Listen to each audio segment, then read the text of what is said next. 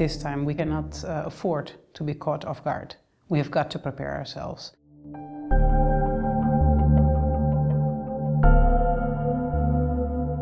The scenario one is where everything goes well, and it's the best case scenario. Elections are held, there is a winner and there is a loser, and results are accepted by both parties. The last crisis in this country in 2008 was triggered by an electoral body that was weak, that was manipulated, and did not seem to be able to have full control of the process. One of the things we can do to ensure we minimize the loss, the risks of violence as we go into the election, is to ensure that the electoral process itself is not only perceived but seen to be free and fair. Scenario two is where there is a localized trouble and disagreement where results are contested. We have identified 8 spots in Kenya which are areas where violence could erupt and where we do have a presence of humanitarian partners. If the violence is not being managed right now, and we're not in a situation where the police are spread thin, because during the electoral period, the police will be spread thin. There needs to be, they need to have a presence across the country. So if when we're having pockets of violence in 1 or 2 places in the country, they are experiencing this level of challenges, what will happen if we have eruptions in 6 or 7 locations, let alone more than that?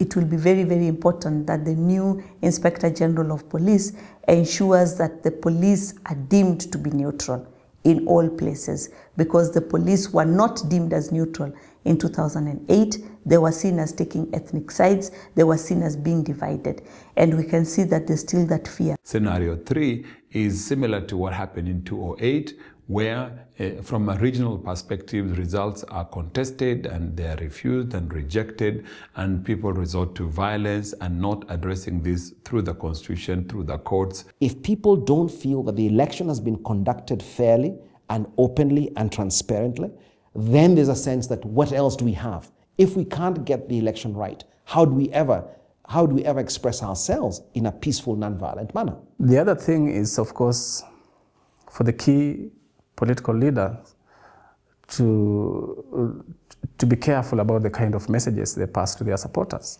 The politicians who are the people with the most impact as far as hate speech is concerned, because they have a large following, what they have been doing now is trying to use more coded languages to spew hate, and that is a concern for us as a commission.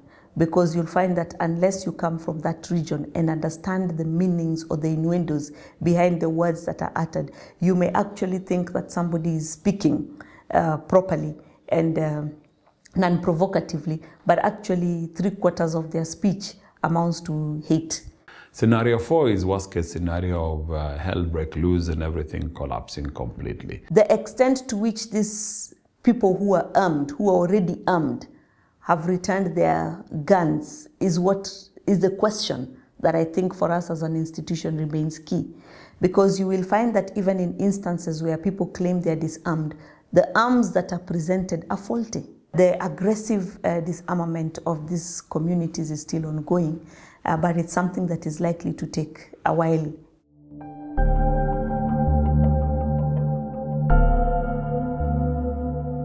From our point of view, we believe maybe it will be between scenario 2 and 3, between a localized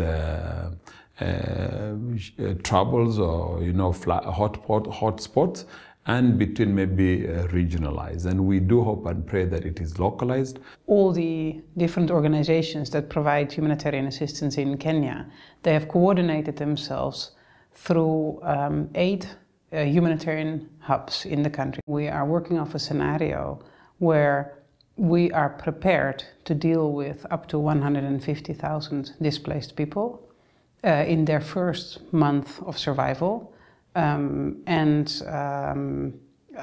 for roughly 350 to 400,000 people who are not necessarily displaced but also affected by potential post-election or election-related violence, or any related violence for that matter. We want to get to a point where everybody is prepared. The hospitals, the general hospitals that are tied to the government, how prepared are they? So then we are questioning mechanisms as we go towards the next elections, the mechanisms that need to be put in place so that then if election violence happens, then the gender-related violence is arrested immediately when it is cited. As an old saying says, you hope for the best, but you certainly do prepare for the worst.